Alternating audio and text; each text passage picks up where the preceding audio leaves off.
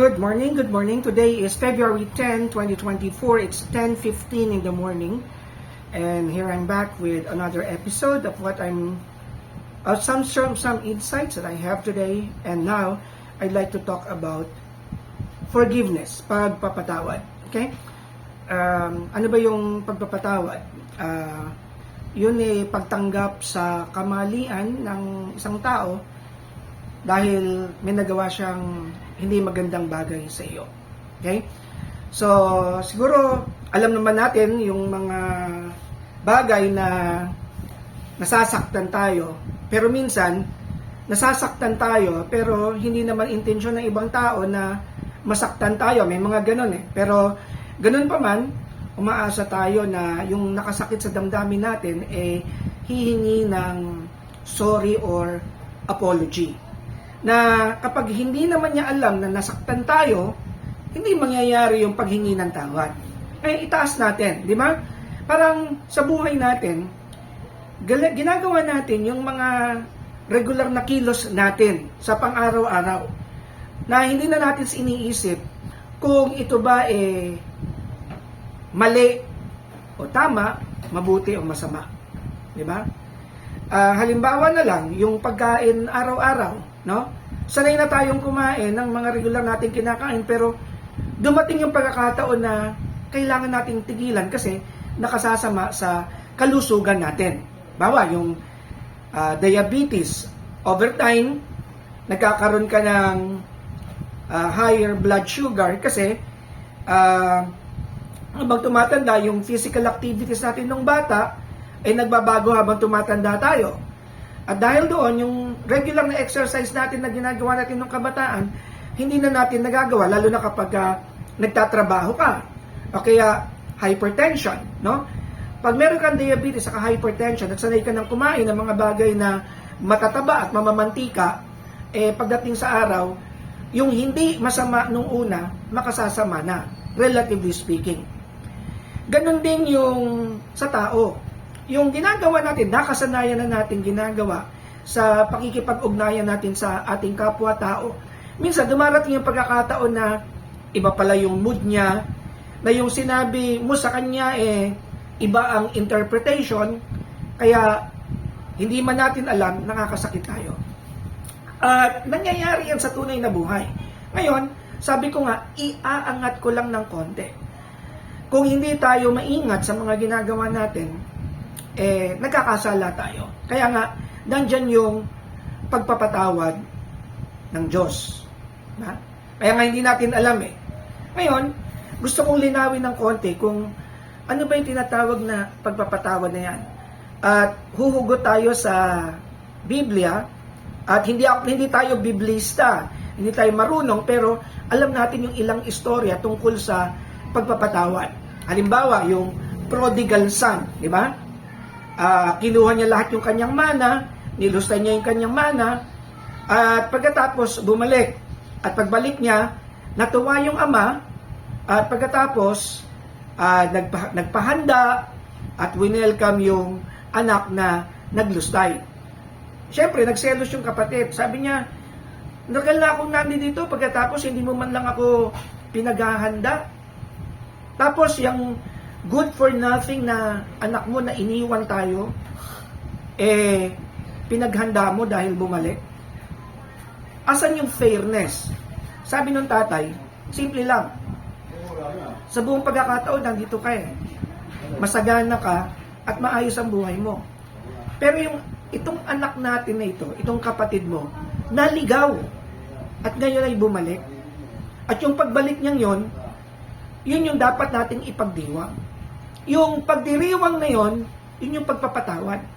Dahil hindi inisip nung ama na yung anak niya may ginawang mali. Nagdesisyon ng mali, pero na-realize niya, mali yung desisyon niya.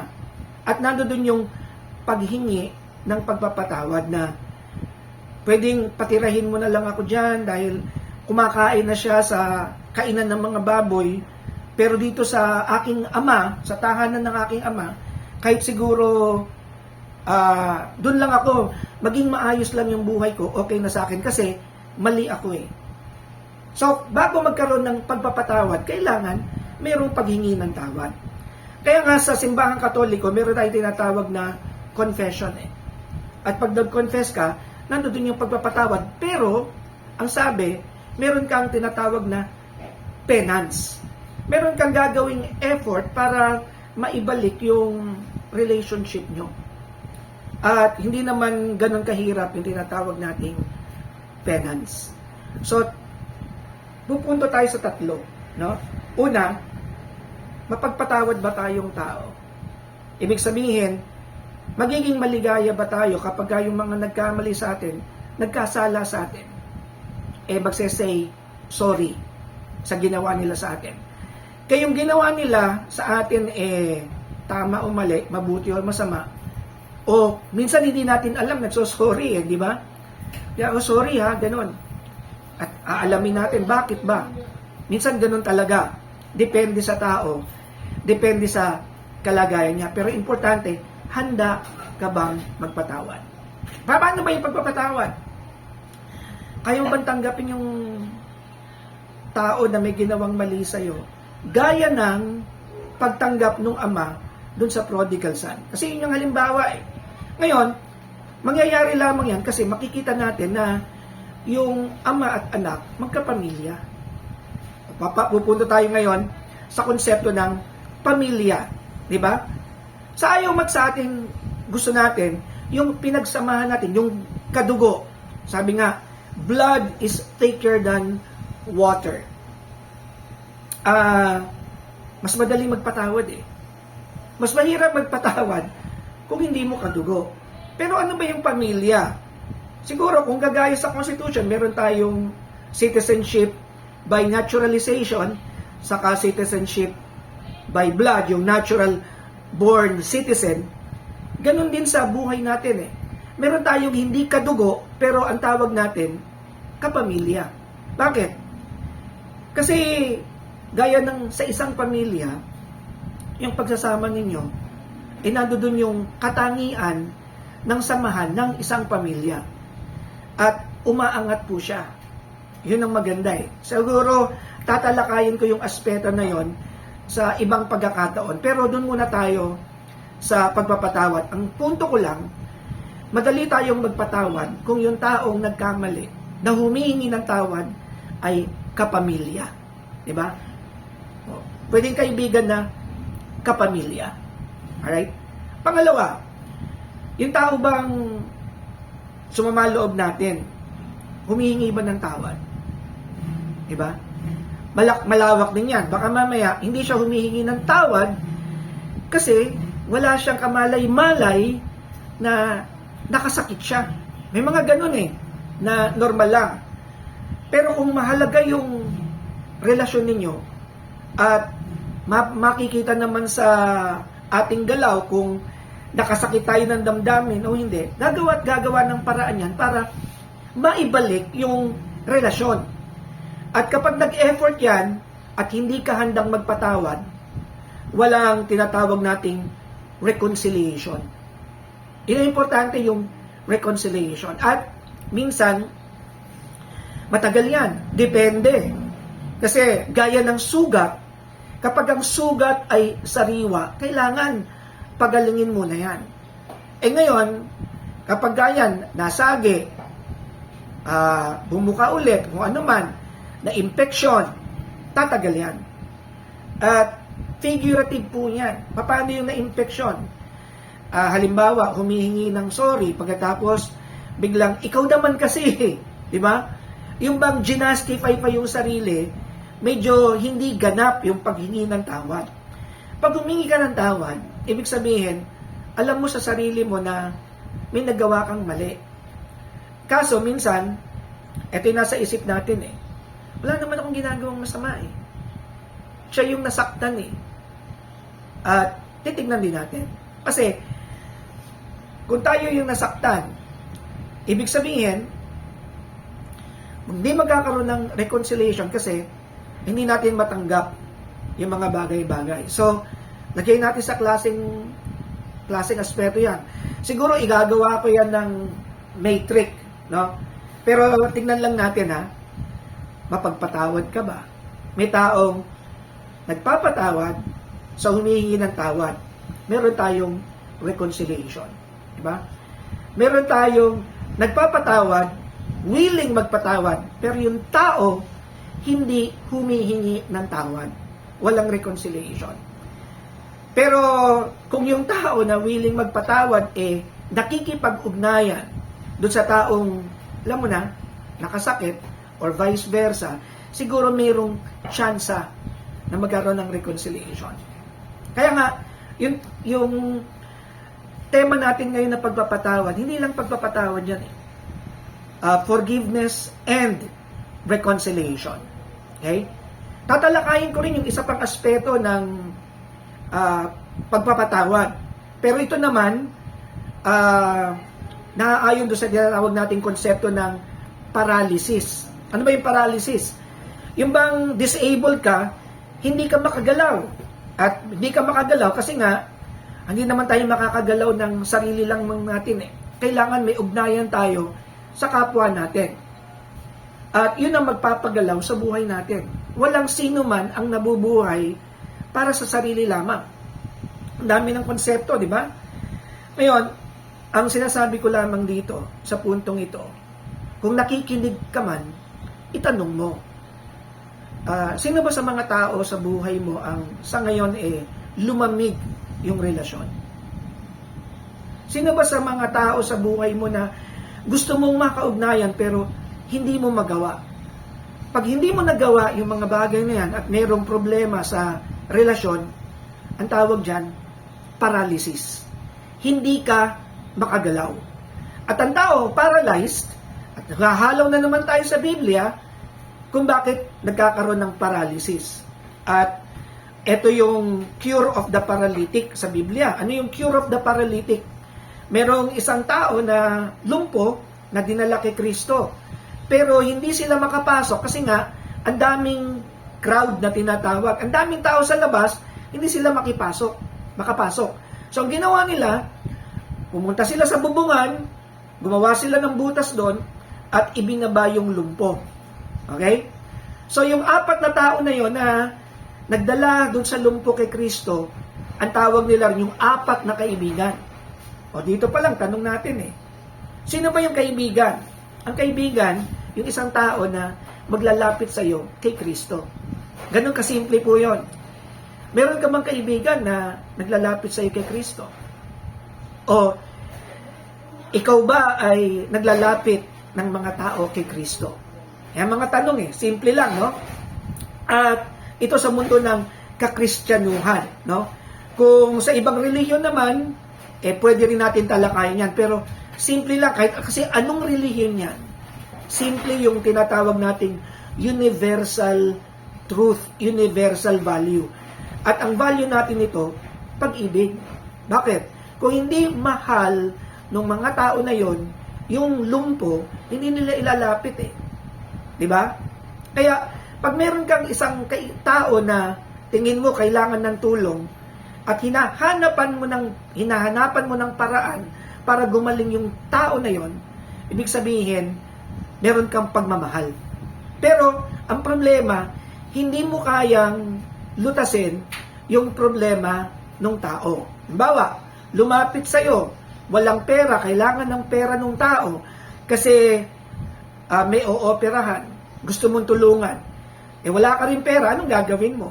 Kung inilapit mo siya sa ibang tao na pwede siyang tulungan at matutulungan siya, ganun din yung ginawa ng 4 na kaibigan na yun.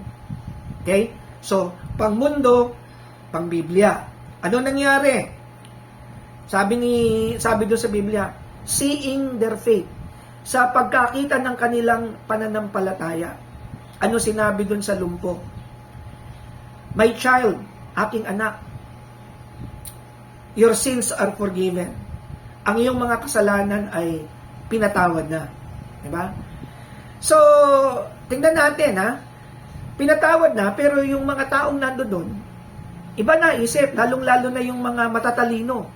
Sabi nila, sinong pwedeng magpatawad kung hindi ang Diyos? Diba?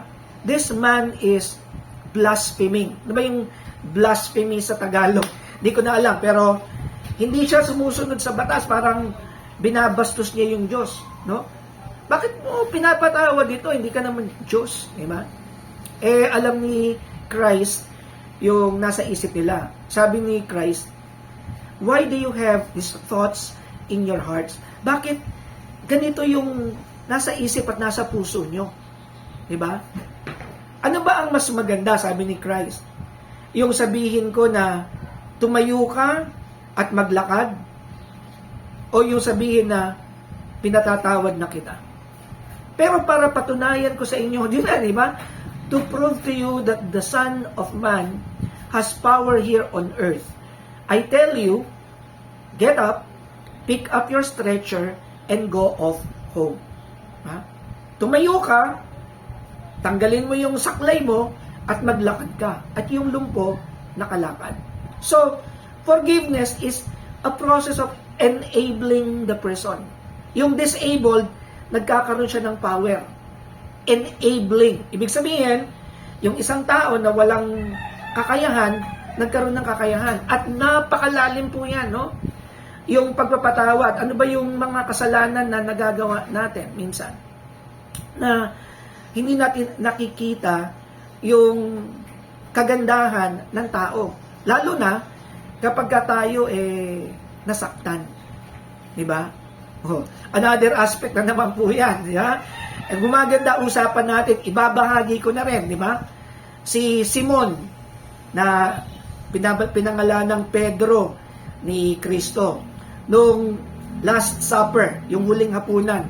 Sabi ni Kristo, sinasabi ko sa inyo, isa sa inyo ay magtatakwil o itatatwa ako. Sabi ni Simon, magaling yan, sabi ni Simon, yung Trimitido kasi yan kahit anong mangyari, hindi kita itatatwa. Basahin nyo na lang ang Biblia, pero kinikwento ko lang, hindi sa verso, ito yung ayon sa nalalaman ko. Sabi niya, sige, hindi kita itatakwil.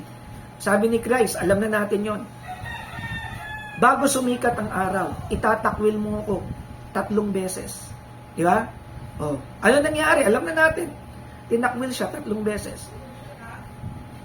At para matandaan niya, nung sumikat ang araw, ayun, di ba? Tumilaok ang manok 3 beses. Pero natapos ba yun doon? Hindi. Di ba? Nung matapos na yung istorya, sinabi ni Kristo, ikaw ay si Simon, ikaw ay bato. You are Simon, I will call you Peter, which means the rock. Ikaw ay si Simon, pangangalanan kitang Pedro. Ibig sabihin bato. At ano ba yung bato? Matigas. Ginagamit na pundasyon. Ibig sabihin, matatag ang prinsipyo. Yun yung ibig sabihin nun Kaya kung ikaw, matatag ang prinsipyo mo, kahit na buhay mo, kaya mong ibigay. Ang punto rito, si Simon at si Pedro, iisa. Si Simon, may kahinaan, si Pedro, may kalakasan. Ang bawat tao, mayroong negative at positive qualities. Pag nakasakit ka ng kapwa mo o nasaktan ka, anong makikita mong madalas? Di ba yung negative? Pero kapag yan, mahal mo, kahit anong negative quality meron yan, di ba? Ang nakikita mo, positive. Do I make sense? Sa buhay natin, sino yung mga hindi na natin pinapansin, binabaliwala na natin? Di ba yung mga taong minsan nakasakit sa atin? Siguro yung taong sa pangangailangan natin hindi na natin kailangan at nakakalimutan na natin. Agaya ng Diyos. Di ba? Kasi nandyan lang naman siya At kailan ba tayo nakipag-ugnayan sa Kanya? Siguro itatanong nyo, Sir Kat, ano ka ba talaga? Pastor ka ba? Bakit ganyan ka? Hindi po tayo pastor, pero nakarating na ako dun sa pagninilay-nilay. At kung inyong itatanong, nagturo din naman tayo ng Christian values, nag-aral din naman tayo ng theology nung nasa college, nung nasa UST ako, at nag-aral din tayo ng konting masteral subjects sa theology. Pero hindi po tayo nagbabasa. Natutuhan kong ibinabahagi ko ito sa inyo sa pagiging facilitator ko ng youth encounter. At napalalim ng karanasan para masabi ko itong mga bagay na ito. Itong sinasabi ko, hindi naman natin alam kung makatutulong o hindi. Pero ang sabi nga, kapag meron kang bagay na nasa iyo, pwede mo siyang ibahagi eh. Ano ginagawa ng iba? Nagsasayaw, nagtitiktok. Yung iba, kumakanta. Yung iba, nampaprank. Yung iba, nagpapatawa. Sari-sari, di ba? Yung iba, merong vlog, merong podcast, at marami pang iba. Ngayon, Sir Kat, balak mo bang magkaroon ng broadcast? Ano pa nga ba ginagawa ko? Hindi ba nagbo-broadcast lang ako? Pero wala yung intention ng mga technical. Ito is a very raw broadcast. Actually, hindi nga ito live eh. Sinesave ko to sa aking YouTube channel. Ang pangalan nun, Sir Kat's Life Forum. Diba? So, hanapin nyo sa YouTube, Sir Kat '(S) Life Forum. Pero pag tinignan nyo yun, halo-halo po yun. Kasi, actually, what I'm doing right now is self-expression. Siguro, kadahilanan na rin na dahil nag-iisa po tayo. Dahil nag-iisa tayo, at kung wala tayong makausap, ito na lang po ang outlet natin. Ito na lang ginagawa natin para sumingaw yung mga bigat na nararamdaman ng aking dibdib. Dahil kahit ganito po tayo, hindi ibig sabihin na ganap na ganap yung mga gusto kong mangyari. Diba? Gaya nga ng sinasabi ko, meron tayong katawang lupa. At kahit anong gawin natin, kapag yung katawang lupa natin na yan, nagkaroon ng karamdaman, mahirap yung kalagayang spiritual. At minsan, dumarating sa mga tao na kahit na mahirap yung kanilang kalagayang pisikal, nagagawa pa rin nilang gumawa ng mga bagay na spiritual. Ang may bibigay kong halimbawa dyan si Nick Vujicic, yung walang kamay at walang paa, na hindi nawalan ng pag-asa at nag-inspire ng maraming tao. Si Stephen Hawking, na kahit sa kanyang kalagayang pisikal, hindi siya makapagsalita, nakaambag sa larangan ng siyensya. At ito naman, self-expression lang. With the hope that somehow, somewhere, sometime, sana mapansin, hindi lang mapansin, sana makatulong. At marami pa akong ibabahagi sa inyo at sana magawa ko itong maiwan, makasulat kung sakali, o kaya maimbita na magbigay ng short talk kahit anong grupo. Wala po tayong kinikilingan. Wala tayong intention na para kumita or anything. It's free of charge.